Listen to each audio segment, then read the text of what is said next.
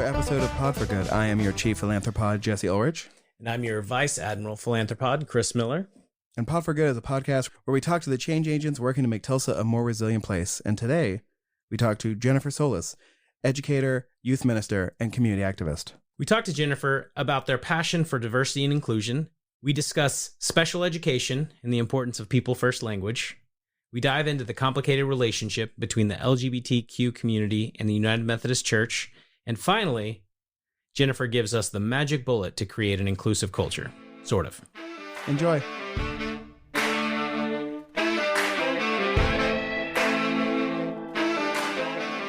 We are very excited to have Jennifer Solis, educator and community activist, on the pod today. Hi, Jennifer. Hello. Educator and community activist, not disruptor. We want to make that very clear. Activist. What does a community activist and educator do? Very good question. There's multiple components to it. And a lot of it is just looking at systems of equity, systems of inequity, and then finding access points to be able to get in there and educate. I do have a formal background in education, and I have been a classroom teacher, but they're also within activism and with working for change. You don't just come in and change things. You have to educate the people that you need to act differently to affect the change. So in a way, activism or disrupting is education. So, and you've spent time working both inside and outside of those systems that you try to work on. You know, what's been your experience working on either side of a system? So the systems that I tend to focus a lot on are education, specifically around disability access and LGBTQ access. And education really binds a lot of things together because it really does affect, especially in Tulsa, I mean, real estate and different things, all the way from working directly with children and families all the way out. I mean, it really affects the whole city. The other piece that I'm really passionate and work with is LGBTQ advocacy. And for both of those, disability and education and LGBTQ issues, I'm on the inside and I'm also on the outside. So it is that dual experience of these are identities of mine that I hold, but then there's also the work that I do from the outside in to put pressure to change current systems. So what's it like? It can be exhausting. It can be thrilling. It's very meaningful. It's the kind of work that even when little change happens, there's typically a name and a face attached to it. Mm-hmm. And so it's, at least for me, I think often in social justice work, you can get lost in the big picture and not understand. You don't have that immediate, like, this is helping this person. But in the work that I do, there's typically, you can always boil it down to that micro level of like, this one human being benefited from even this very small amount of change. So is that how you kind of keep going when there's I'll say a setback, like the United Methodist Church, when they came out with their stance on LGBTQ rights? You know, is that how you keep going, is kind of put your head down and keep working with individuals, even when you know that there's something larger that's kind of working against you? Sure. That's a great question. I see a lot of what I do as spiritual activism. There's definitely for me a calling behind it. It's not just a hobby or something that I, woke up one day and was like, this would be a great career path. The connection with the church specifically, it's at this point almost a love-hate relationship.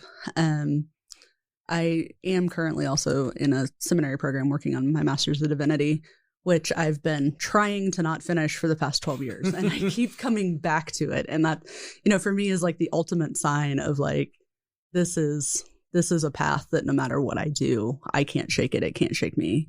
And again, it's those pieces also combined, I say with rootedness, with being in a place. I'm multi-generational Methodist in Tulsa. I'm a third generation of a local congregation. I have a child who's a fourth generation. The church that I've come through does a lot of great things, but also has a lot of things to work on equity-wise. And it's one of those, like, being part of the change is something that gives me energy and those kind of things. But also from the educator lens, it's like this place and these people that helped raise me and that I care deeply about, I can be a part of helping them to grow up to be who they want to be, which as an educator kind of, sparks that fuzzy little spark in my heart. And also gives me hope. I mean, I think that social justice work really, you can't do it without hope. Mm-hmm. So is this a continuation of the Methodist fight over like gay marriage? Like, did the gay marriage one transition into this, or is this a completely sort of separate issue? Yes and no. Okay. So your Reader's Digest synopsis here is that in 1968, two different churches of the Methodist Church at the time came together in a civil rights movement, basically saying we want to work really hard to not have racially segregated churches. Every 4 years, the powers that be meet and reevaluate rules and polity and things like that. 4 years later, in 1972, someone brought legislation to the floor. The United Methodist Church grew up with the United States. So a lot of the process of the church looks a lot like American democracy, which is in itself also inherently very complicated, especially at this time in the world. So to change the official rules, it's very much a democratic process, and you bring legislation, and there's lobbies and committees and all those kind of things. Legislation was brought forth adding the words that no self-avowed practicing homosexual could be ordained within the United Methodist Church. And so every kind of 4 years from there, it's grown with language and barriers and things like that. This past year, about 4 years ago, they had been duking it out again on, can we take this language out of the Book of Discipline? And it was halted in the middle of the fight and basically said, we've been doing this for 30 years. I don't think this is going to be the year we come together and decide.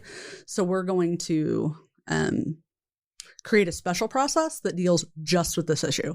Because before it had been all kinds of stuff like talking about retirement funds and everything else, in addition to what the church termed as human sexuality, because they're too afraid to say gay or queer or LGBTQ and call it what it is.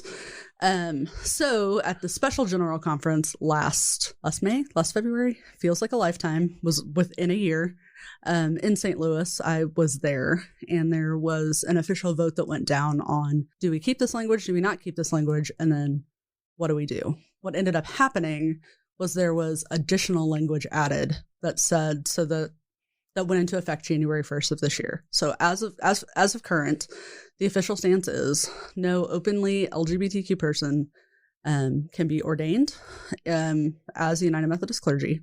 Technically, anybody can be a member. You're not supposed to bar LGBTQ people from being in the church. There's no official stance on if they can be in lay leadership or not. But the new pieces that were added was that any clergy person who officiates the same gender wedding must have charges brought against them the first time they do it. And then the second time they do it, like, there's automatic defrocking, removal kind of thing. So it became much more punitive, and it became especially geared around people seeking ordination. Another piece that was added, there are different boards of review that you go through as you're going through the ordination process.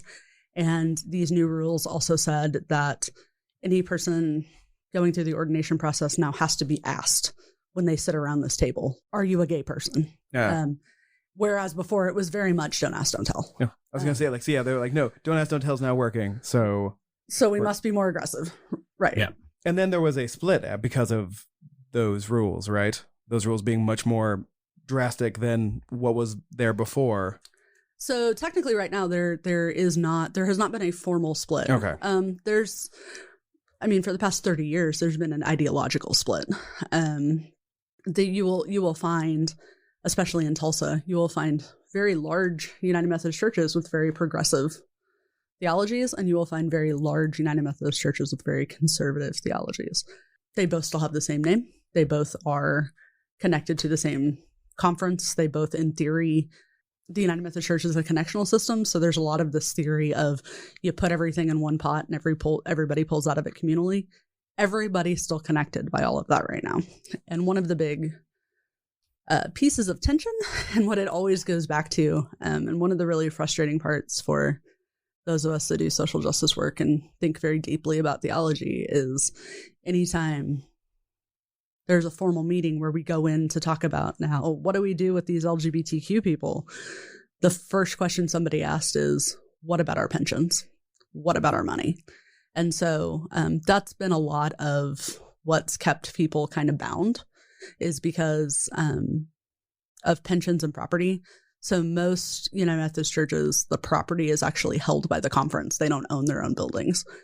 So it's a very similar situation to what the Presbyterian Church went through about 15 years ago of we're now at a place where people are starting to ask the questions. How do you create that amicable divorce where people aren't being exploited and having to buy back their property and all of those kind of things? And so the biggest news right now has been that there's been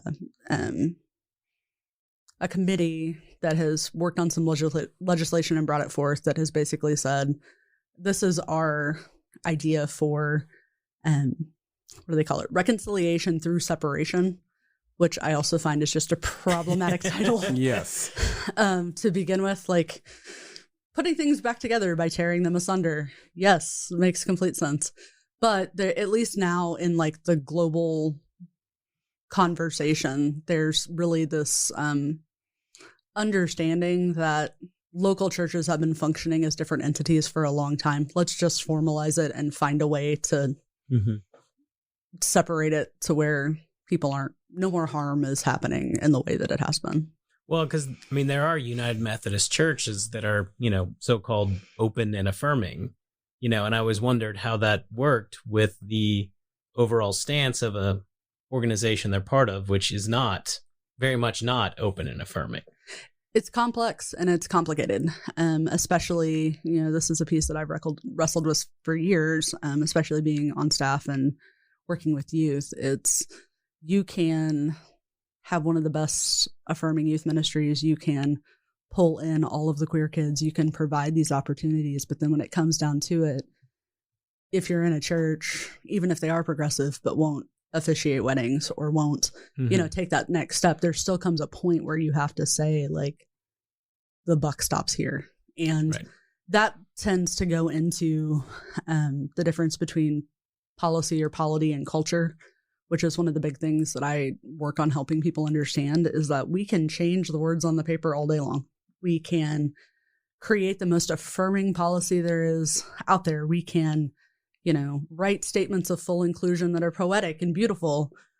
But if the words don't come off the page and turn into action, and if the culture of the organization doesn't change, then effectively nothing has been done. So that's one of the things that I think is going to be very, very important, is for folks to see that even by adhering, even the progressive churches that have been saying, oh no, but we're not those kind of Methodists, we're like this. Well, but still there's been some complacency by not fighting harder until now. And there's probably some implicit bias as a community you need to look at and dig through and deal with. It's funny in your description of what your church entity is going through, because in a weird way, it is a very similar process to what Judaism has been going through, but not with LGBTQ people, but with interfaith people, where in the Reform movement that I grew up in, they were actually more comfortable doing a Jewish wedding between two men or two women than they were between a Jewish person and a non-Jewish person. And like what was in the bylaws and whatnot said one thing. Most congregations did whatever the rabbi felt comfortable doing. But eventually people were like, are we not welcoming? Are we welcoming or are we not welcoming? Right? Like, yeah. And it's like slowly Reform Judaism was the first one to allow like women rabbis, right? First to allow gay and lesbian rabbis. Like they're usually the first one, but there's still this weird, as long as they're Jewish, it's okay. But if they're not Jewish, then it gets a little tricky. And I'm like, how is this any different? Right. But and that's really interesting because the church communities that I have grown up in Tulsa have been some of the forerunners of interfaith dialogue and things like that. So I had the great experience of growing up doing things like teen trialogue. Yeah, and being as did I did. And being taken to mosques and being taken to synagogues and doing all of those things. And so there's this element of like so many of the people that I worship with and work with and know, like they get interfaith work, like they understand it. But then if you try to it all translate, basically just say, let's look at this as otherness or as a difference and put it over here. It doesn't compute. And so it's kind of interesting when you have groups of people that have that scattered skill set of, I think maybe personally, I just over anticipate capacity. I'm like, oh, well, this should be easy. It's just like this. And it's like, oh, but wait, it's not. Yeah. It's like internally, the rules are different than externally. Right. So like a lot of, religious groups in town are very comfortable doing interfaith work because it makes them feel like, we are all collectively doing this thing, and isn't it great that we can share this thing? But when it comes to making changes internally, they're like, whoa, like this is my thing. Like, why are you trying to make changes to my thing? And, it's frustrating because you think, why did you spend all this time and energy teaching me how to be a well-educated interfaith customer, right? Interfaith person in the world, and to just shut that off whenever we're talking about things inside our own faith. Right. It's very fun. There's no answer to that one. It's just frustrating. Yeah. Sorry. It is. Well, sorry, listeners. I think a lot of it too is don't ever estimate the power that fear and shame have to motivate folks, right? And so I've run into a lot of people that through this process of working in the church specifically, I hear this phrase. I know this is the right thing to do, and I want to do it, and I believe in it. But I'm so afraid we're going to lose. Pick something.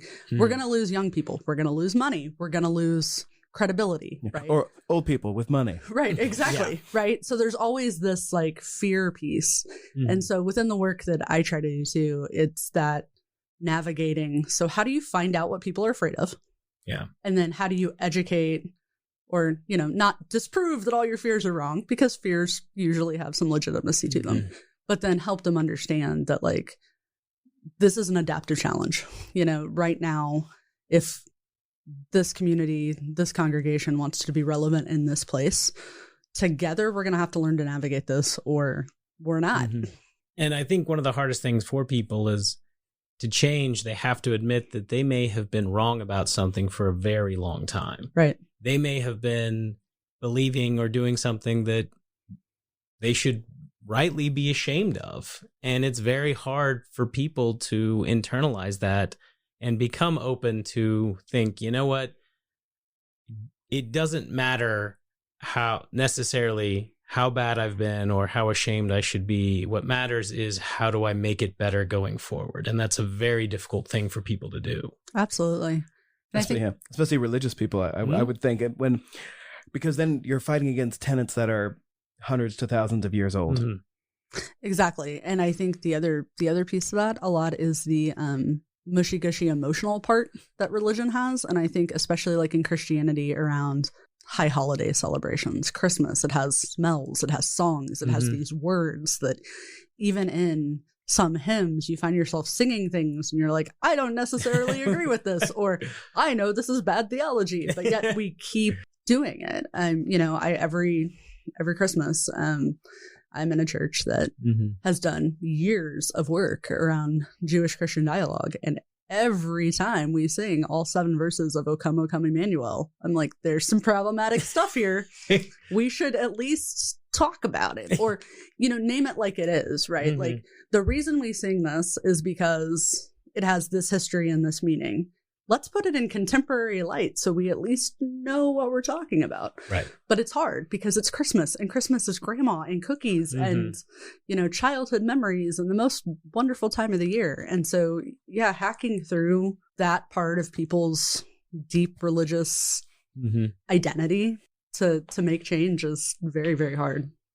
It's interesting you say that about a Christmas song, because there's a prayer that Jews do almost pretty much once a week, where it used to just name like the forefathers of Judaism. So, Abraham, Isaac, and Jacob. And then at some point in the 90s, they decided it's fair to add the women of that story into it. And so they added an extra verse, right? Which sort of, they had to manipulate the tune a little bit slightly to allow you to repeat that verse with 4 names instead of 3 names, because one of them had 2 wives, which anyway.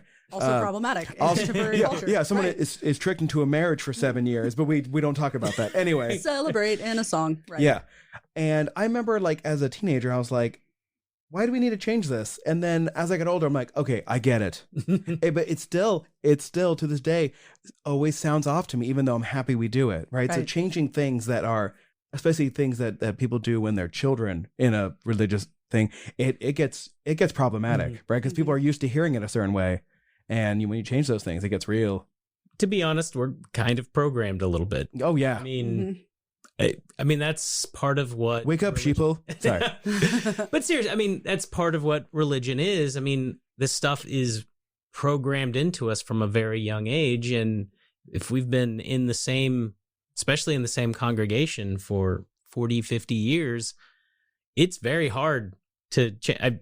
I think I've given you the example before when I grew up Catholic. I'm a bit estranged now, but I do occasionally go back with my mother, and they've changed some things, some just simple wording here and there, and I still have reflexes where I'll say the wrong thing, and I'm just like, wait, what happened now?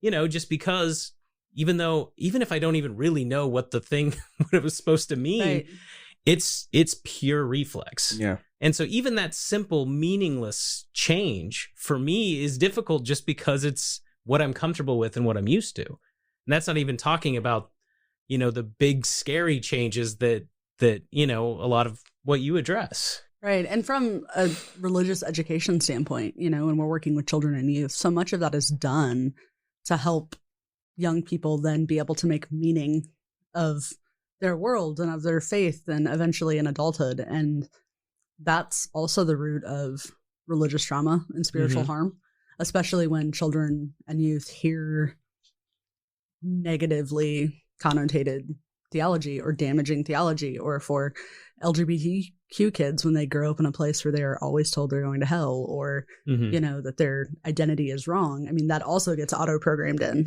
to where as an adult, you then have to go through that whole process of all the meaning that I made is wrong. It feels really weird to undo all of this. Right. I feel like we focused a lot on the religious side of inclusiveness, but you actually have done a lot of work outside of that. You mentioned education. You do occasional talks and presentations as well. Beyond religion, what are some of the other areas? Yeah, let's go to the fixable problem, education in this country. Yeah, I like to joke that I bounce between two very robust, healthy systems, education and religion. Yeah, those are my corners of the world. So I have a master's in special education, and I'm a special educator. So education, specifically inclusive education, is another major passion of mine. In public schools today, there seems to be the collective knowledge that, oh yes, students with disabilities go to public schools. Once you get inside the public schools, what you are more likely to find than not is really segregated school culture, where students with disabilities are outside of the regular education environment more often than not in a self-contained classroom. You see this elementary through high school, and they're pulled, and instead of being educated alongside typically developing peers, they're educated in a separate room only with children with disabilities. There have been lots of studies, lots of research, and even more just, I think, the anecdotal people who have lived through systems that have chosen to do it differently can attest that when from a very young age you put children with disabilities and without disabilities in the same room, and you fund it well, and you provide the support for everyone to get what they need, there's a magic that happens when inclusive community is created. My child, I have a 9-year-old, she's in the 4th grade, has had the opportunity to be in a place where they're very intentional about placing children, especially with severe to moderate and mild kiddos with autism in the classroom from pre-K on up. So from the time she was in kindergarten till now, she's had kids with nonverbal autism in her classroom. They were on a field trip a year or two ago, and some of those kiddos and their adult aides were with them, and there was another elementary school, you know, making fun of the kids. Like, oh, look at those kids. They don't look like the kids. Why are they doing that? Why don't they stand still? And just instinctively, those kiddos know to turn around and go, some people use words, some people use signs, some people have a talker. Everybody gets what they need, you know. 8-year-olds never went to a conference on inclusion and diversity. The 8-year-olds were not formally trained. Typically, there's not, if there's like a need that has to be explicitly explained, if there's, like a piece of equipment or something, the teachers will teach that. But it's really more just about being in community with each other and living and doing that together. So that's something that I push for very hard. But one of the reasons that it's needed is because so often the gatekeepers to get kids into classrooms, children with disabilities into classrooms with typically developing peers, are the people who have typically developing children who are convinced that the presence of that other child is going to lesser their child's education. I mean, isn't that the fear about most things in education, is that people with children that have no difficulties in any certain areas are like having this kid with either a disability, learning disability, speech disability, of a different race, speaks a different language, is going to somehow diminish my child's education.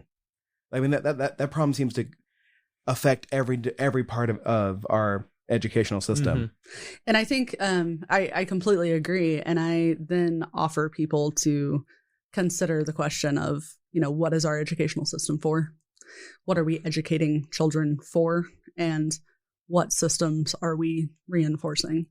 I personally know that I want my child to grow up to be a compassionate leader, a leader and a citizen that can work with all different types of people.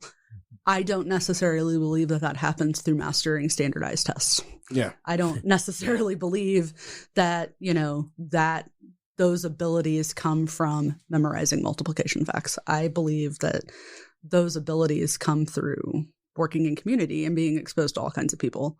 So I think it's important, just as a parent and an educator, for kids to be around all types of people, people on wheels, people that use alternative communication, people that look, act, think, worship, sound different than they do.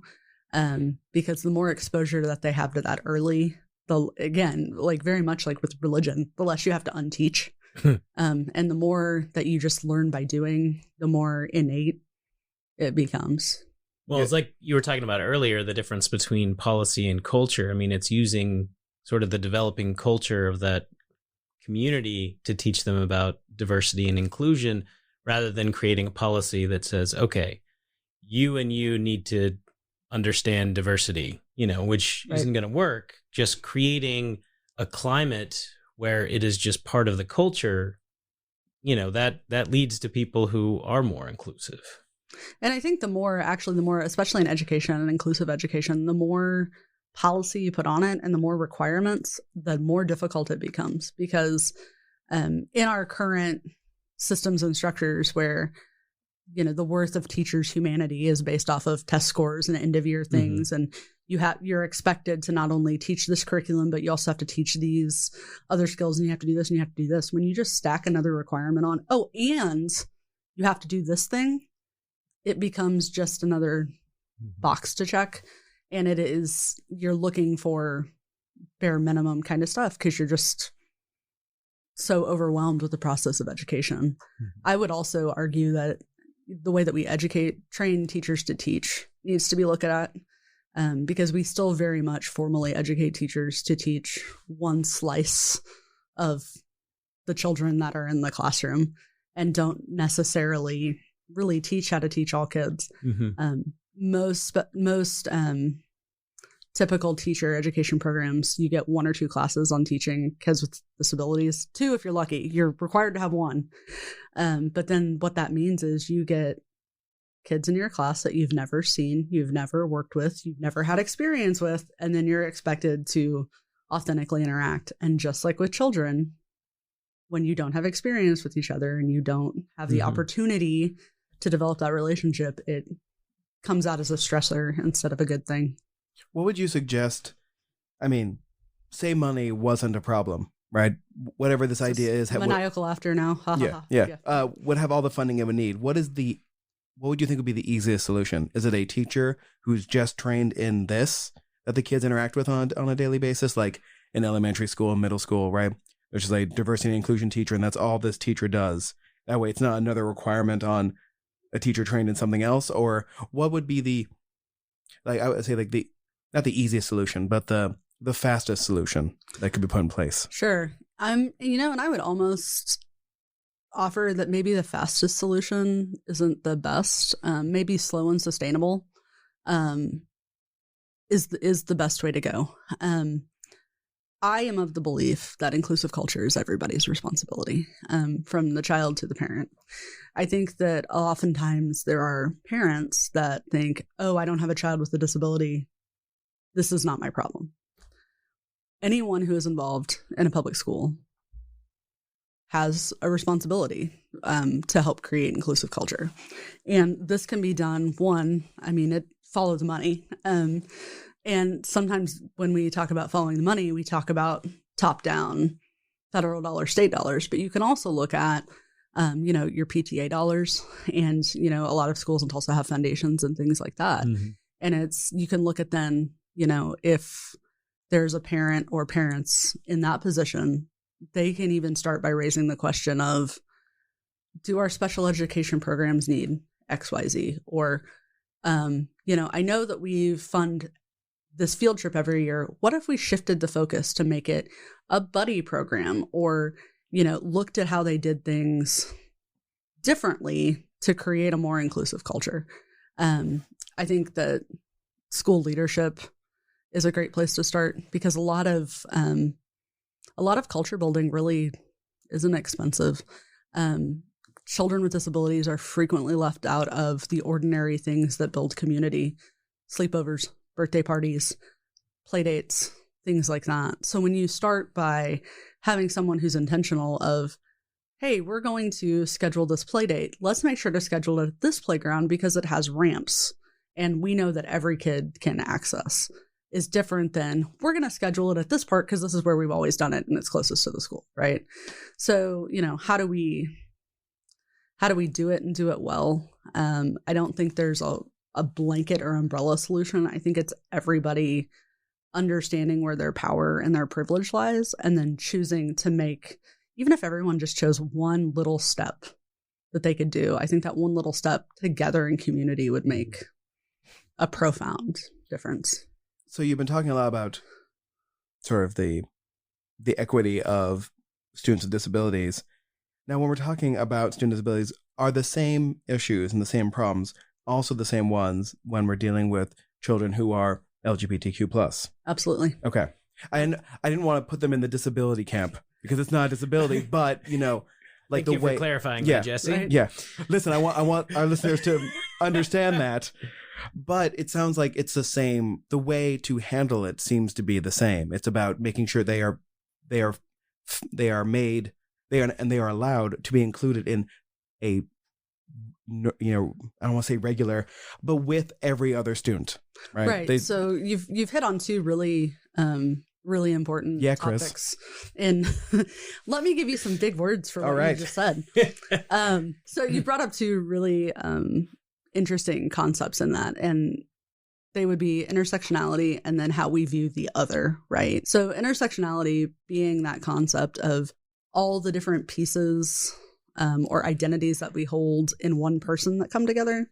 So there are lots of folks, lots of kids actually, within our public school system who have a disability, or what the public school defines as a disability, autism, a learning disability, something like that, but then also are on the LGBTQ spectrum, right? So that in a way it's a double whammy, right? Because they're, one, fighting for access into the general education environment, but then they're also fighting this battle of, I know I'm different than the mass population for my identity as well. So it's this double difference kind of thing. And really what it comes down to is how we, or how the dominant culture, or how the people that make the decisions look at people who are not like them. And then it becomes that issue of otherness, right? So typically, in American education, wasn't set up for LGBTQ kids. We have girls' bathrooms and boys' bathrooms. We typically have, in some high schools, they'll have a girls' PE and a boys' PE, or they'll have like homecoming court. There's a king and a queen. And that's just the way it's always been and the way we've always done it. And again, my deeply held traditions are stuck in this, and my family has been in the school for 4 generations, and why would we change it? Well, we know now that there are lots of people around that would benefit from recreating those concepts. And slowly it's happening. But it does take someone who is in a position of being able to help lead that conversation in a way that preserves, 50 years of someone's legacy at an institution, and allows for them to continue it on, but also draws the circle wider to allow other people in. It makes me kind of think of something in our Thrive class Marcia would talk about, is that, systems often do what they're designed to do. It's not, we often think of these in terms of, oh, it's a broken system. It's not necessarily that the system is broken. It's doing what it was designed to do. It was designed to protect certain groups of people, unfortunately, at the detriment of other groups of people. Right. And that's like you were talking about earlier, Jesse. I mean, and you as well, about how people are so worried that this protection that they have experienced and they want the next generation to experience may be threatened by widening the circle and protecting everyone instead. Right. And that's definitely, the legacy of special ed. I typically start my talks with a legal overview of special education, which is really Supreme Court cases are the reason children with disabilities are even allowed to be in public schools, which basically goes back to somebody did something really exclusionary, kept somebody out, harmed them, and they had to fight for their right to be in. So then it becomes this, well, in 1974, we got a law that said kids could be educated inside a public school. When you think about it, 1974 really wasn't that long ago. Nope. Yeah. And, the Americans with Disabilities Act was signed in 1990. Also not that long ago. Nope. So that then very much, when you think about it, is that culture of like the policy's been in place. Everyone is just now comfortable with the words on the page. How do we get the words off the page and then actually bring these things into life, right? So speaking of words, has anyone come up with a good replacement for homecoming king and queen? Some people just do homecoming royalty.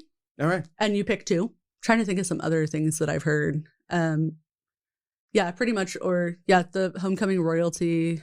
Language is so powerful. Yes. Right. One of my big, another, I have many soapboxes, and one of them is, yes, the power of language, especially in journalism, around kiddos with disabilities. And it does also translate into how we talk about kiddos, LGBTQ people as well. It's the philosophy of how do you talk about someone and retain their humanity instead of steal it? Mm-hmm. People first language is that concept in disability land. And it's about you put the person before whatever the thing is that they have, right? So a child has autism, not an autistic child. Susan uses a wheelchair, not Susan is wheelchair bound. It's this way of framing things without taking someone's humanity away or describing their situation for them. Within that, there are a couple of exceptions to that because just of culture, a lot of deaf people, deaf is a community, so they call themselves deaf folks. Blind communities are often very similar, but you still always get people in there that are like, I am not blind, I have some vision, I am a low vision person. Kind of parallel to that is LGBTQ folks, right? The best thing to do is ask someone how they identify or what words do you use for themselves. Mm-hmm. Same thing, with kids with disabilities. What I always love working with young kids with disabilities is like, they don't know they have a disability. Oh no, I don't have a disability. I just use a wheelchair. Like rock on. Yeah. Right. Mm-hmm. And from my lens, that's a more empowering way to go forward. The worst people in doing this and using people first language are typically folks in journalism, newspaper and TV reporters. Still tend to use very archaic language. You hear a lot of wheelchair bound. You hear a lot of this person suffers from epilepsy, arthritis, pick your condition. And it's something that literally, like at this point in my life, grates on my ears because it's within larger culture has become such a movement that I'm not exactly sure why it's been so slow to pick up in other arenas. Well, and I think it's one of the sort of most basic form of privilege is that for people who are sort of in the, dominant culture in whatever situation they're in, that generally they don't think about those types of, the words that they use, the words that other people use. And it's very easy for them to say things like, you shouldn't let what other people say bother you, and, I've seen in school in TPS, they have I think it was maybe Eleanor Roosevelt saying something to the effect of, nobody can ever diminish you without your permission or something to that effect. Make you feel inferior without your consent. Right. Yeah.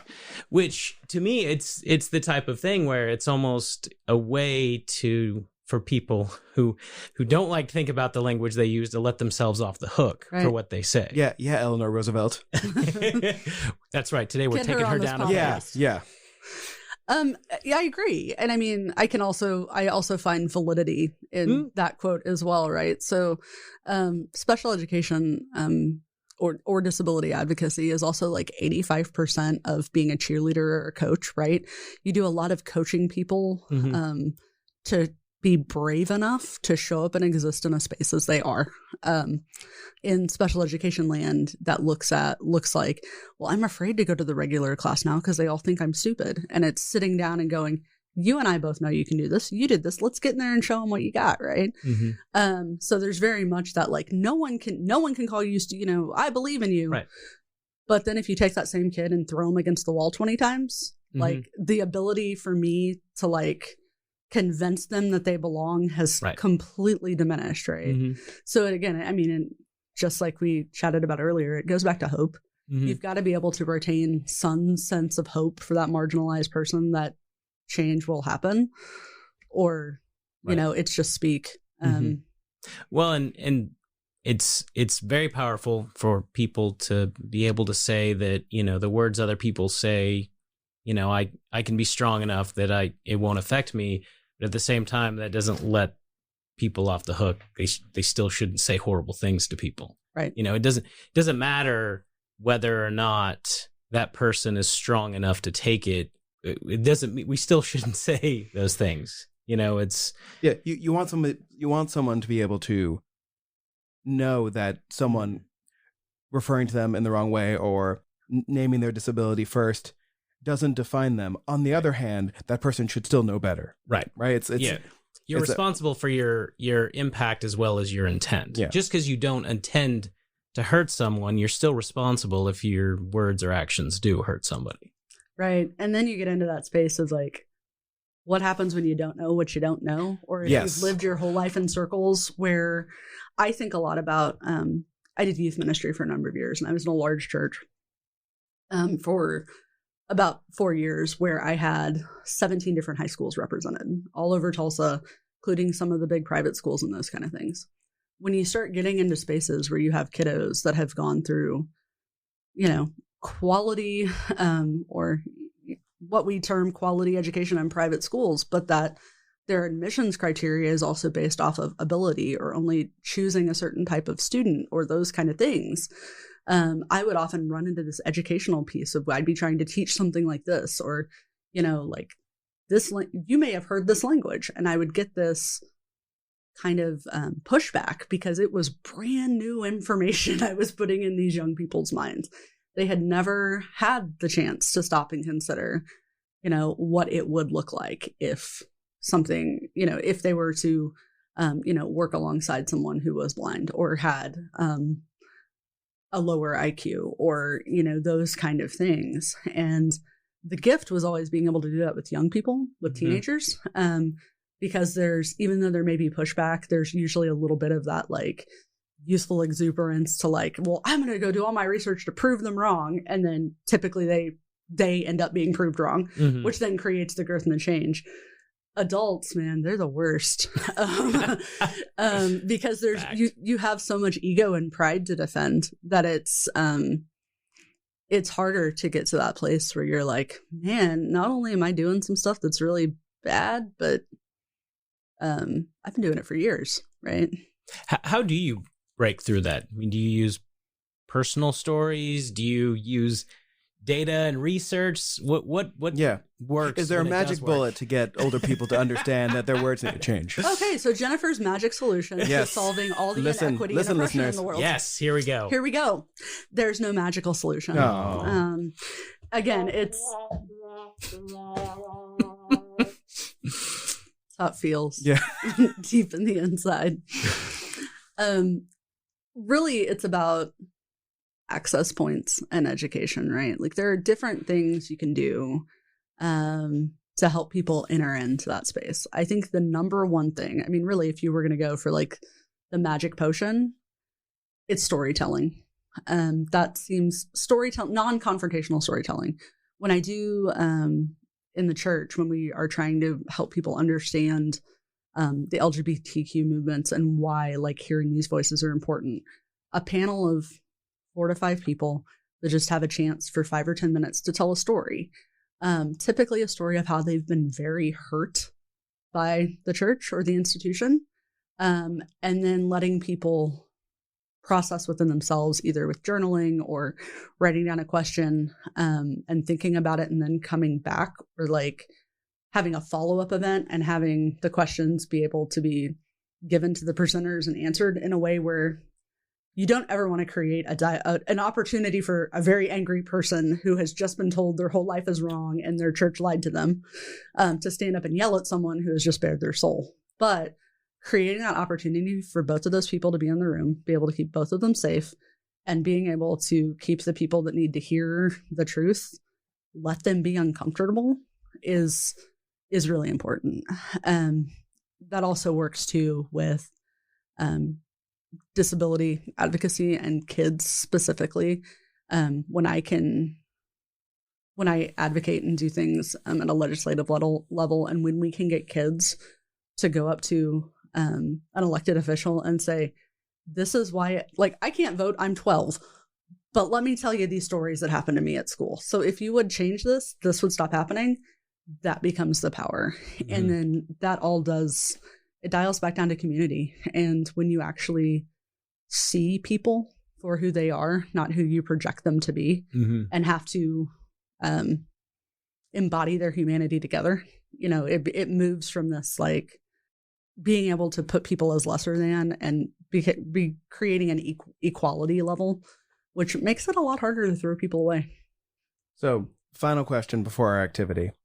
I know a lot of like well-meaning progressive people who I've had the same discussion with, and it's about pronouns. And when I explain that some people prefer to use they as the pronoun instead of he or she, and they argue they already has a meaning, it's plural. I'm like, that may be true, but we tried to create a new word for it. It didn't take. They is what they've chosen. They is what they want us to use. Why are you fighting me on this? And just so I can say, they're also grammatically wrong. They has historically been used to refer to things singularly, at least in colloquial language. True. That's true. But yes, but help me convince them that it's okay for people to use they, I guess. So I use a modified version of what Chris just offered. I say, so I leave this room, or someone leaves this room and they have left their backpack here, or you are at a meeting of 100 people and you find a backpack. Backpack does not have a gender. You do not know who brought this backpack. Frequently, you will say, whose backpack is it? Can we find out who they are? So again, you know, like we do it, we just don't often think about it. Again, it depends on, you can make the argument that we've been doing it for years, we just haven't formally named it. You can make the argument that when you respect people's identity, you are holding their humanity. You can also look at it, I often use the example of children in foster care. Like sometimes they come into care and they've been with a family for 10 years and they decide that a name from their current foster family has more meaning for them than one they came from. And they may just decide to use that name, but aren't able to go through the process of changing it. You know, that's not hurting anybody. It may not really, you know, it's not in their legal documents, but, you know, plenty of people have done it. I think that, again, the answer to that is I try to figure out where the entry point is. Like, why are they pushing back? Like, I'm not crazy though. There was a time when people tried to adopt Z as a non-gendered pronoun, right? I'm not crazy. I didn't make this up. No, and actually there are still there are people that may still prefer that. Okay. There's actually probably a gazillion and 4 different types of pronouns. Sometimes I know young people specifically don't like any of them even alternative mainstream options. Teenagers. Anyway. So they make up their own, right? And if that's what works for you, go for it. So you'll see in pronoun land, you'll find buttons that say like my pronouns are he, him, she, hers, they, them, or ask me about my pronouns. Or a lot of places will say my pronouns are, and then they'll leave like the sticker or the button blank so people can just fill them in. I've noticed that in email signatures. I mean, OCCJ does that in their email signatures. A lot of diversity and inclusion people have that in theirs. And so, which is good. Like, we shouldn't hide what our pronouns are, but for people who aren't used to having to do that, they're like, why are people throwing pronouns in my face? Right. So, and I think it also comes from a time, again, we're at this place where we have different generations of people that have lived in very different societies with different constructs of gender and things like that. So at the top end of our generation that's still living, like there were very clear men did this, women did this. This is the way I dress. It's very obvious, right?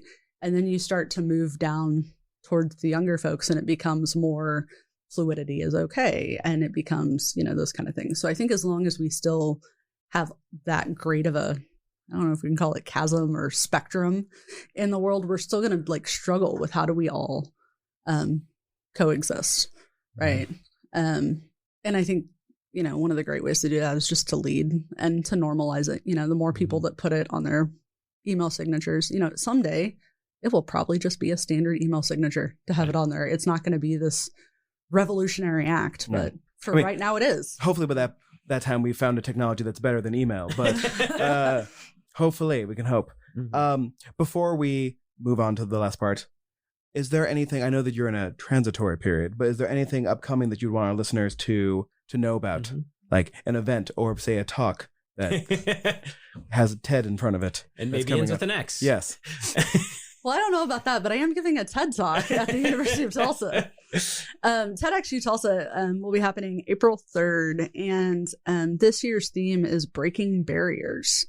And there's a great lineup of folks. I will be there talking about inclusive culture, specifically within the context of education and how we need to shift the paradigm of how we think about education and who education serves and really what is education. But then also a very large portion of the talk is a call to action on, how everyone plays a part in either shifting the paradigm or maintaining the paradigm. There are lots of different talks that'll be happening. Some folks are doing restorative justice, criminal justice. There are talks about how to, like Brene Brown-esque talks about like focusing on yourself and productivity and things like that. It's a really good lineup of folks this year. And the title, the theme, Breaking Barriers, is just very timely, especially I believe now for where we are in Tulsa history and things like that going forward. Sure. Well, I will say it sounds like if you're listening to this podcast, there's probably going to be something for you there at that lineup. Yes. So check it out. How can people find out about the details, the when, the where, and all that stuff, or keep abreast of it? Sure. There's a TEDx Tulsa Facebook page, and they have also recently linked tickets are live, so you can purchase tickets now. I think they're around $10-ish. I know that if you're a student at TU, they will email a student or faculty at TU. They will email you out a code, and you can go for free. So, the price. What if you just live by TU? Go make friends at TU. They'll send you a code that'll allow you to buy a ticket for $10. Okay, that's fair. That's fair. Right. So you can check out their Facebook page. We'll link to it in the show notes. That would be phenomenal if I remember to. Mm-hmm. All right. So now, how we end every Pod for Good episode. That that we record here, is we ask our guests to look around the Rant 9 Productions Nerd Cave and find something that either calls to them or they are very curious about and want us to explain what it is. So I'll edit out the time that you are looking, but Is there like a list of things people have chosen prior? I mean, I can tell you. So the Homer Simpson Chia Pet's been chosen twice. The James Inc. one's been chosen a couple times. James Brown, sorry. What did I say? James Inc.? James Inc., Oh, yeah. yeah, makes sense. It's a different podcast. Yeah. The painting behind me. A couple times. Yeah. Okay. And there are things over here Yes, as well. if you just want- FYI. If you want to take the headphones off and look at the my DVD Blu-ray collection. Have the Golden Girls been chosen? No, they have not. Please tell me you're going to choose them. I'm going to choose the Golden. Yes, Excellent. she has 'Cause chosen. I was actually looking at them at the beginning going, Yes. like, that is like quite like a heavenly choir Mm-hmm. watching over. She's chosen the Golden Girls. Finally, people always ask me who they are. I'm like, Oh. they're clearly the Golden Girls. How I mean, can you not know? look at the glasses. Look at the glasses. That Like is- that's clearly Sophia. Anyway, well, excellent. We'll get a picture of you with them, Yes. and which will be shared on Facebook. Pushing this episode. Sweet. So, anything else, Chris? Well, you didn't I want to know actually more about the Golden talk Girls. about Oh, the Golden well, okay, Girls. okay. Come Sorry, on, you're right. Jesse. Okay, if people want to know why I have the Funko So, Pop Golden Girls, question. Tune yes. in later for our Golden Girls podcast. God, I wish. I was going to say, are they real Golden Girls? Are they life-size cutouts? You need to explain Yes, for the what it people. is. They are. So if people aren't familiar, Funko Pop dolls are ones that are about 3 inches tall, 3 to 6 inches tall. I don't know. Okay, well, I'll measure 4 it later. inches. Four, Like, 4-ish 4 inches. Yes. Listen, their size doesn't matter. All right. They are little dolls that all kind of have similar eyes and Sort of bobblehead. they bobblehead. And the reason I own them is because I love the Golden Girls. It was something my mom and I bonded over. It's where I learned to make a multitude of sex jokes that I can make now as an adult.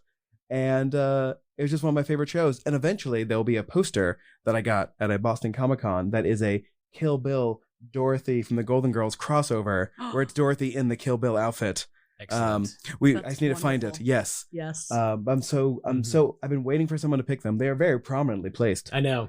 And so so, that's big. Jesse, who's your favorite Golden Girl?